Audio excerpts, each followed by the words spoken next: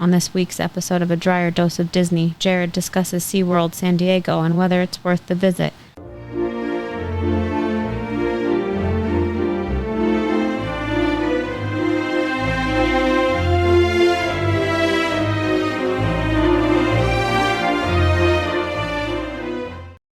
Welcome to this week's episode of A Drier Dose of Disney. I'm your host, Jared Drier, and today we are on part 2 of a 3-part series where we are talking about the lesser attended parks, and we're going to be visiting SeaWorld in San Diego today. As you can see, I'm still in the Drier Dose of Disney condo here in Orlando. We've been trying to find different spots to film, so those of you watching us on YouTube can see a different part of our condo each and every week as we take you around the condo. And today I'm in the dining room, and we've got obviously some really cool Disney ride posters behind us here. And I love the way we've decorated it with lots of really cool Disney art throughout the entire condo. So you're definitely going to want to check it out or stay here if you don't have a place to stay in Orlando. You can find the link down in the description below to our condo where you can then reserve a spot when you're out here and check out our calendar to see what's available. And it's cheaper than any other hotels in the area, and it's 3-bedroom, 2-bath. So you're absolutely going to love it. We love it. This is our home away from home, and we're not too far from the parks. We're just a few minutes from each one. Definitely want to encourage you guys to check that out down in the links below.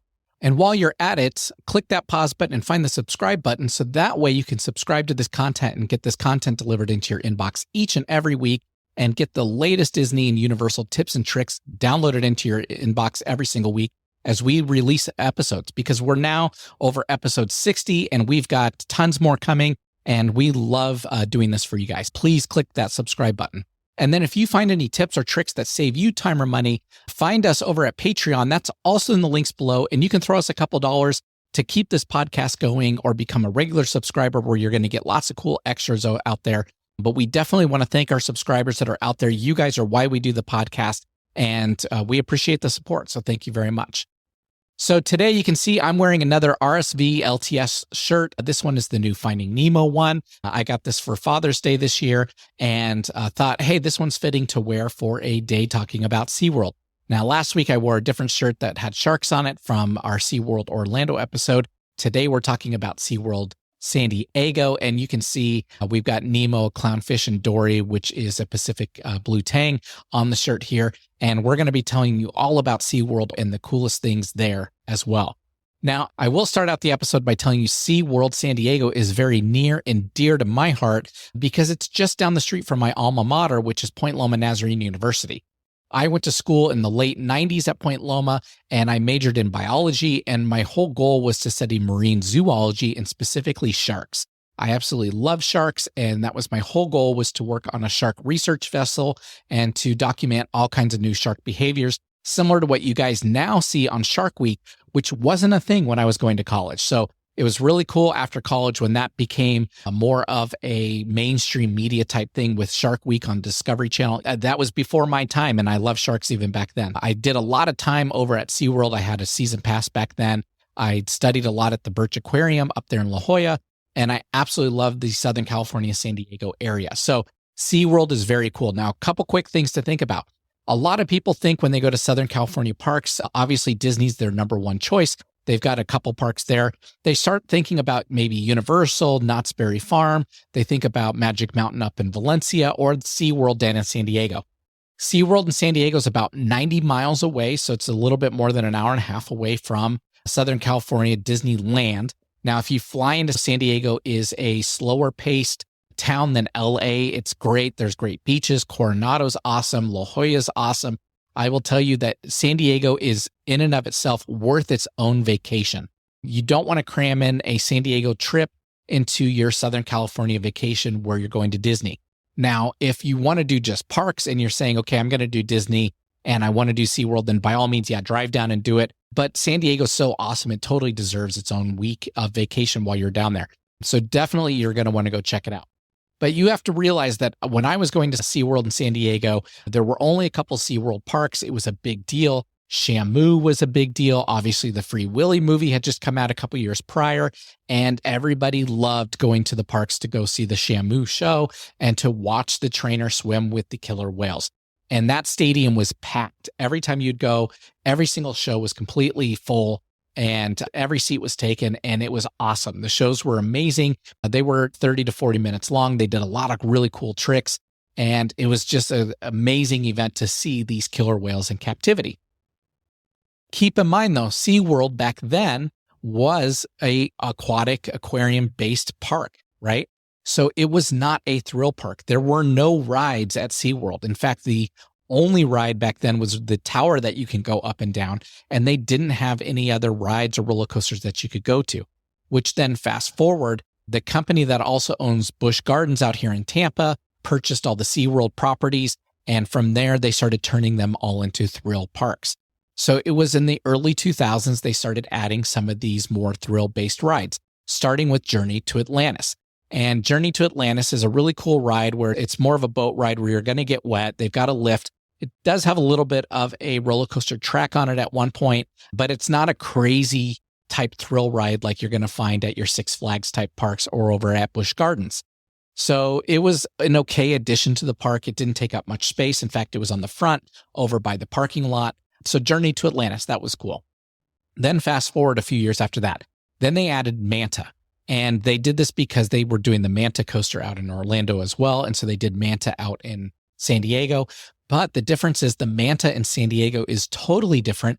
It is not so much of a thrill ride as it is just a really basic roller coaster. And by basic, this one's kind of on par with Disney roller coasters. It's not much more aggressive than, say, Seven Dwarfs Mine Train, Space Mountain, Expedition Everest. And in fact, I will even say Expedition Everest is more aggressive than Manta at SeaWorld in San Diego. This one is very low to the ground. It just sweeps around.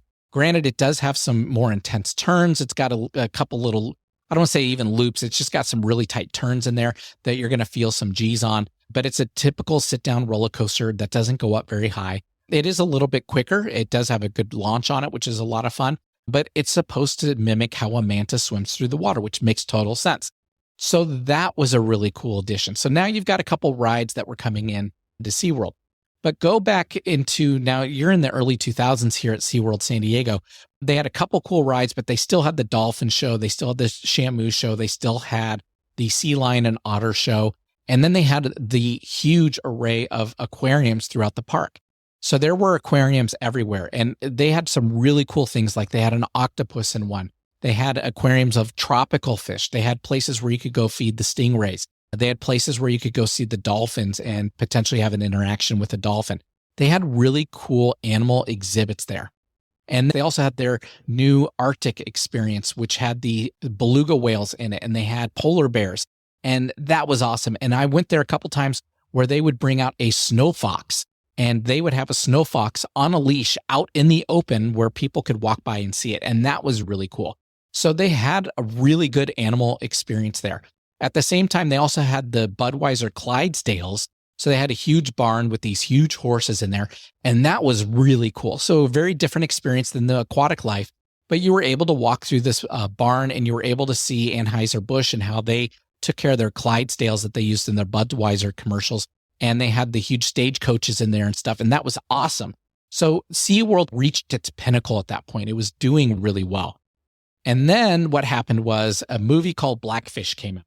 And if you've not seen Blackfish, it's a documentary about killer whales in captivity and how they get killed and how they get trapped. And it's a terrible movie in the sense of it makes you feel awful for these animals. And it really started hurting their dollar over at SeaWorld. So because of that, they had to change up all their shows, and which they did. And they did a good job of making them more educational instead of more entertainment. And they took the trainers out of the water and left the animals alone in the water, and they still will do their tricks. But they totally changed their style over there. And what they decided to do at that point was they decided to take SeaWorld and take it from a more of an aquarium zoo-like park and turn it into a thrill park. So then they started adding roller coaster after roller coaster and shutting down all the exhibits and shutting down all the aquariums. So we actually went in 2021, was our last trip down to San Diego, and we did the three big San Diego parks, which are the Safari Park, the San Diego Zoo, and SeaWorld. And at SeaWorld, I will be honest with you, I couldn't have been more disappointed in my experience at SeaWorld San Diego. They had added all the new roller coasters. The park just was dirty. None of the aquariums were clean, meaning there were algae all over all the glass in the aquariums. The animals were not taken very well care of. And it just was a dirty, nasty park like a Six Flags would be. with trash everywhere. And it just left a really bad taste in my mouth, to the point my wife and I both said, we won't come back. We won't come back to SeaWorld San Diego. It was terrible. It was awful. And it, in essence, even made us feel like we didn't want to go to SeaWorld Orlando to check it out, which, if you watched my episode last week, we talked about, we went there a couple weeks ago, and I absolutely loved it. It is back on par with what we expected to see in San Diego, where they had the shows, they had the roller coasters, but they had some great aquariums. They had some great animal exhibits there, in addition to the thrill ride. So Orlando is very different than San Diego. And at this point, San Diego has lost its identity, where it used to be a very clean park with tons of plants and foliage everywhere and really cool animals. And they've ripped it all out and they've made it a steel construction place with tons of roller coasters, and it's no longer fun. So I will tell you, that is a big difference from where it was in the late 90s, early 2000s to where it is today. We talked about Manta. We talked about Journey to Atlantis. They have added some other roller coasters. So if you're a roller coaster enthusiast, it's probably going to be a good park for you. You'll probably enjoy it. I do love roller coasters, but I do believe SeaWorld should be really dedicated to those animals. So they have the Emperor, which is their best coaster. It's their most aggressive coaster. It only has 3 rows of 6 people, so they can't get a ton of people on it, but it's very high. It hangs you over the edge before it does the vertical drop, which is cool. They have a new roller coaster that opened up this year called Arctic Rescue that's more on the ground like Manta. They've got Electric Eel, which is more similar to Icebreaker out in Orlando, where it's a coaster that goes back and forth, and it goes over the top where it just twirls and comes back down. So that one's not very exciting. And then Tidal Twister, which I don't even think you can call a roller coaster. This thing's just on a set track that just spins. So it's more like a spinning ride than it is a roller coaster, but they count it as a roller coaster. So Tidal Twister. So in total now they've got 6 roller coasters there. When back in the day, they started with 1, went to 2, and then it just changed completely, and they've added 4 in the last 2 years. In addition to that, they do have Sesame Street land there, similar to Orlando. They did put this in the dead center of the park. So it's, when you go in, it's right off to the right. It's in the front center. So it is an area that's going to be tough to avoid if you're going to be walking around the park. For me, and I said this on the last episode, obviously I'm in my mid-40s. Sesame Street is not my kind of entertainment, but I can say, had I been a little kid, anywhere from 2 to 7 or whatever, I probably would have loved it. So if you have little kids, the Sesame Street Land's going to be a good place to go. We'll talk next week about Legoland, and Legoland's even better. So I will say I would do Legoland before I did SeaWorld going forward if you have very little kids. So don't let Sesame Street pull you there. But they do have the same 3 shows. They have the dolphin show, the sea lion and otter show, and then the killer whale show now. All 3 of these shows are much shorter now. They're about 15 to 20 minutes long. They are very educational, with the exception of the Sea Lion and Otter show, which is more of a comedy show. And they've had Clyde and Seymour there forever. And those sea lions do the same act every single day, multiple times a day. And that one's a lot of fun because they tied it to pop culture and to a lot of recent TV and movie and stuff like that. So that one is probably the best show that is there.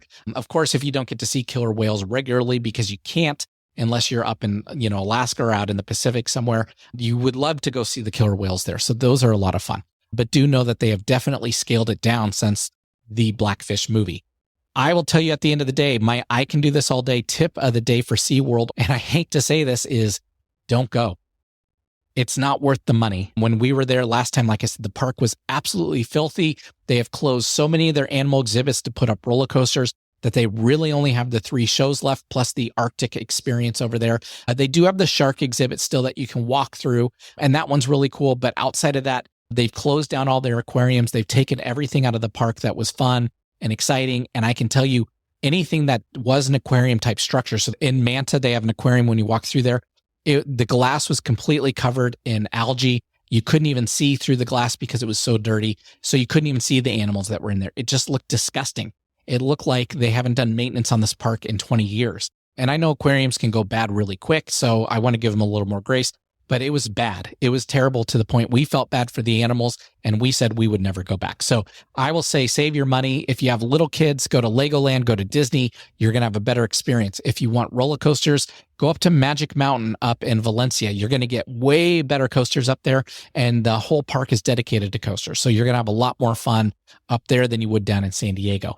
If you're in San Diego or you want to do animal stuff, I will tell you the San Diego Zoo and the Safari Park are 10 times better than SeaWorld.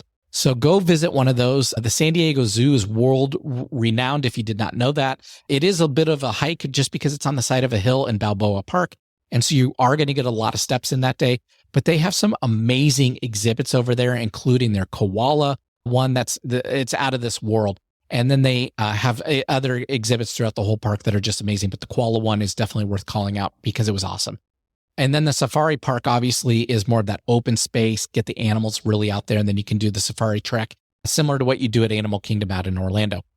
That's an awesome park. Those two are doing really well. They are separate from everything else. They are owned together, and they are definitely high quality. So if you like animals, those are the two parks that I'm going to tell you to go check out.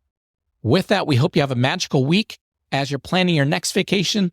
Tune in next week as we talk about Legoland. I have been to Legoland, surprisingly, and I'm going to tell you all about it, and I'm going to tell you some of the best things about it.